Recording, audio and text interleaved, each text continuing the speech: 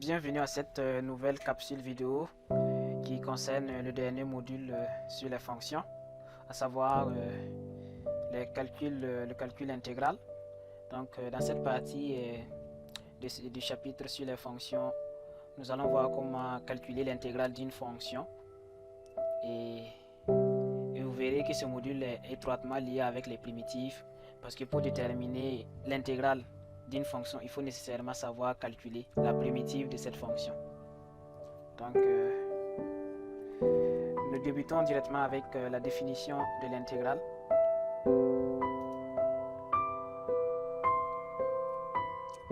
Définition.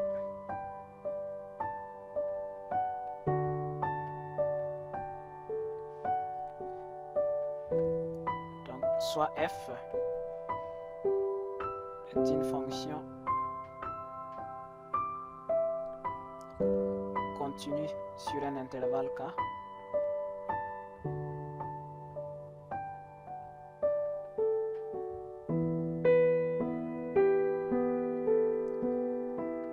grand F, une primitive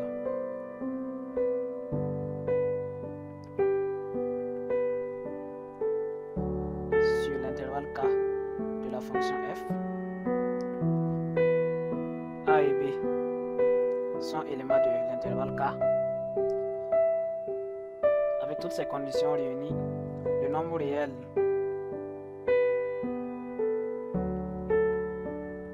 grand F de B moins grand F de A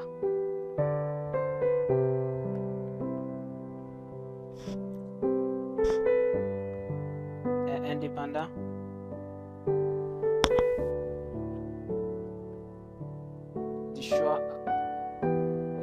du choix de la primitive grand F.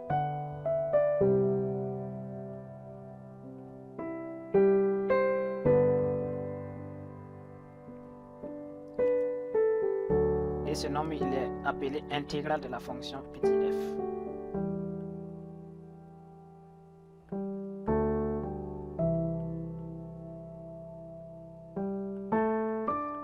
Donc l'intégrale d'une fonction doit donner forcément un nombre réel. Si on évalue bien sûr cette intégrale avec des bornes bien précises. De A à B. De F. Et l'intégrale se note de la façon suivante.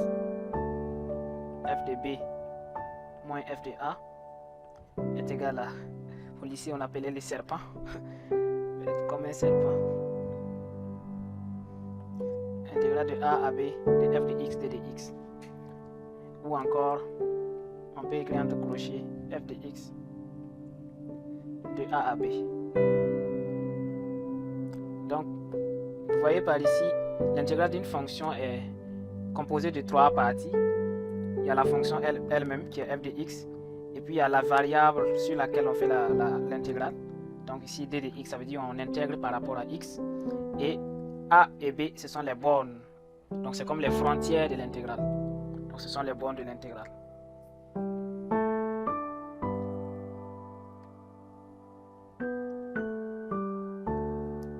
On peut définir aussi l'intégrale d'une autre façon.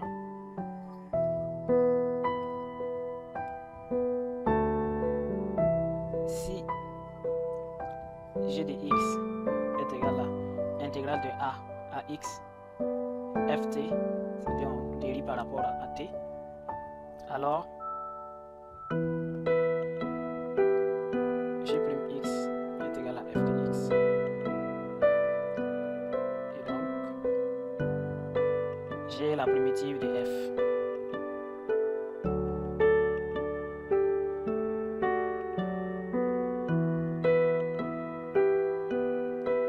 Qui s'annule à a.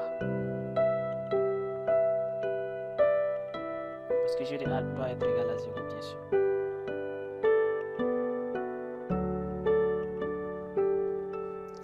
Donc ça c'est la définition, notre manière de définir l'intégrale d'une fonction. Comme je le disais tantôt, l'intégrale est étroitement liée à la primitive parce que tant que vous n'avez pas la primitive de la fonction, vous ne serez pas capable déterminer l'intégrale de cette fonction. Donc, les deux notions sont étroitement liées. Là maintenant, nous allons voir les différentes propriétés autour des intégrales.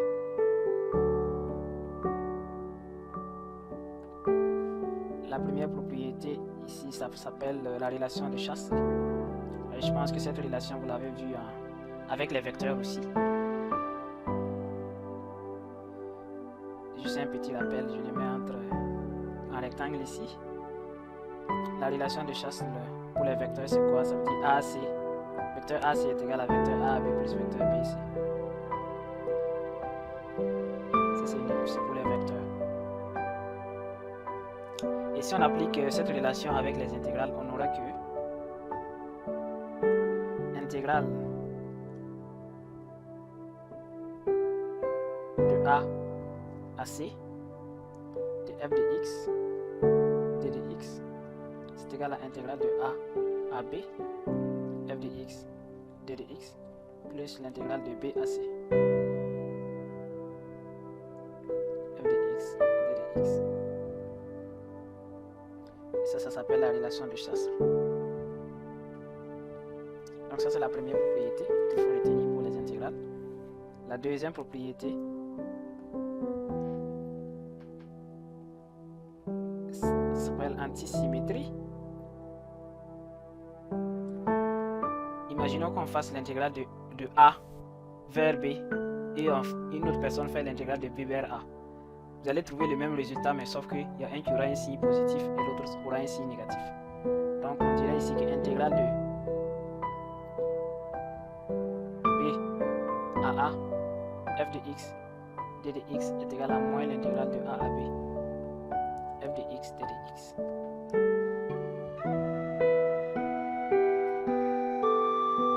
Propriété suivante, ça s'appelle la linéarité.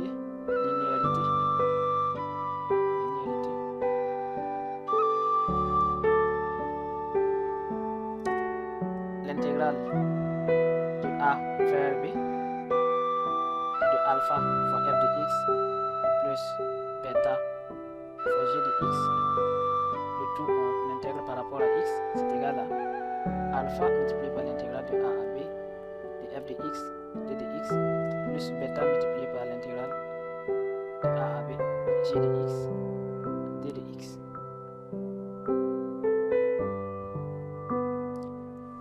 Ça, c'est la propriété sur la linéarité.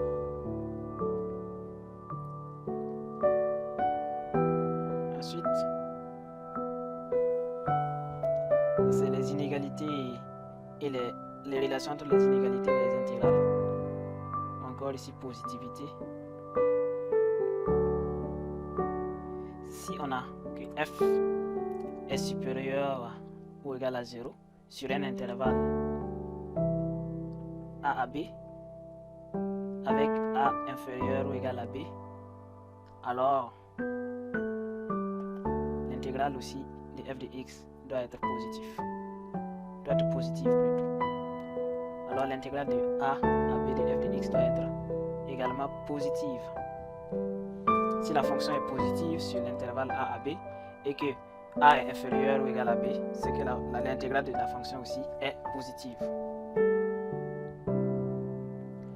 Ensuite, la propriété sur les inégalités ou la conservation d'ordre. Inégalité et intégrale. Si on a que la fonction f est supérieure ou égale à g sur un intervalle A à B avec A inférieur ou égal à B, alors on aura que l'intégrale aussi de f de x d de x de A à B sera aussi supérieure ou égale à l'intégrale de A à B de la fonction g de x.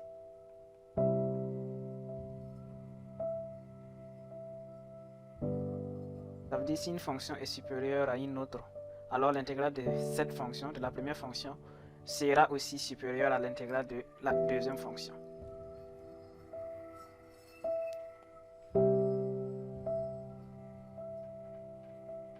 Là ici, on a l'inégalité de la moyenne, qui est une propriété liées aux intégrales.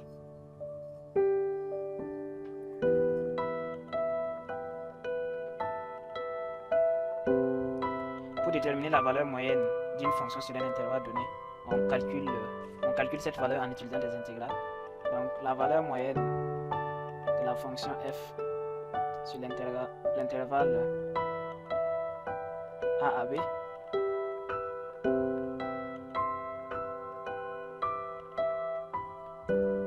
est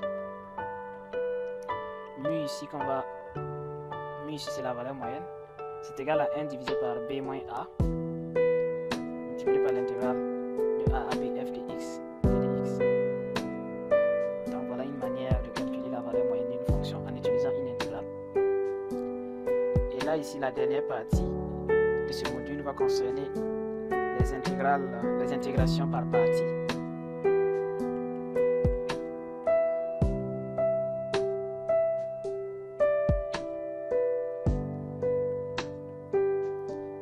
L'intégration par partie est généralement une partie de